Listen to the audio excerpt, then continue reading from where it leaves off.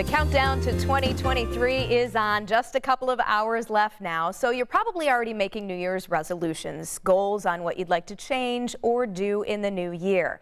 Rachel Kraus is giving us a reality check, though, on those resolutions. Rachel, sounds like despite our best intentions, most people just don't follow through.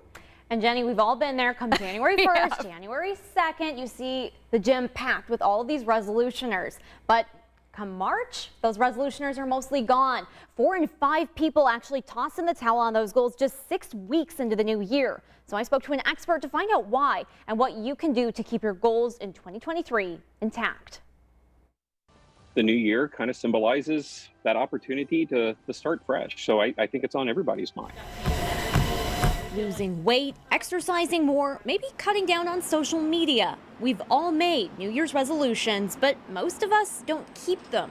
By mid-February, research shows 80% of us will have dropped that new plan for the new year.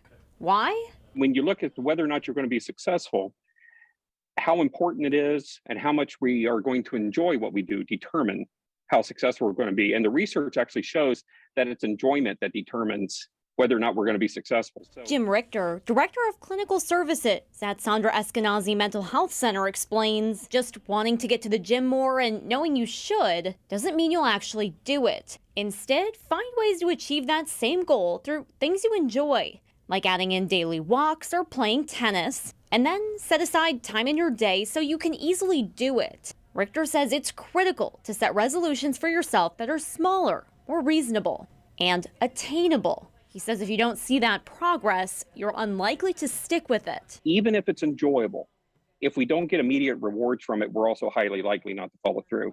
So if the impact is going to be 6 months down the road, I'm less likely to follow through than if I start showing immediate gains. And don't focus on this being a temporary shift. Instead, Richter says make these resolutions a part of your daily routine and lifestyle, so it can become a permanent habit you want to hang around throughout the new year.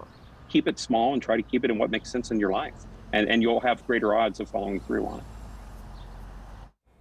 So the experts say when it comes to finding something you're actually going to stick with, make sure that you think it's important, make sure you like doing it, and make sure you make those small goals really very achievable so you stick with it. And that is tough because, let's say the working out thing, a lot of times it's like, gosh, I don't necessarily like going to the gym. Yes. How do I get to liking it? Although I have found music helps me. Does it help you at all? Yeah. I'll watch TV sometimes. Okay. I think if I can watch an episode and I'll be like, well, I have to get through this whole episode, of course. Right. And then I'll stick with it. And incorporate something you like with the other thing and maybe it'll happen. Exactly. And make sure that you're carving out the time to do it, because it's always be like, oh, I'm tired at the end of the day. I'm just going to skip it. You have to make it a part of your routine so you keep going. Okay. We can do it. We can do it this year. All right. I have confidence. Thanks for that advice. Rachel, thank you.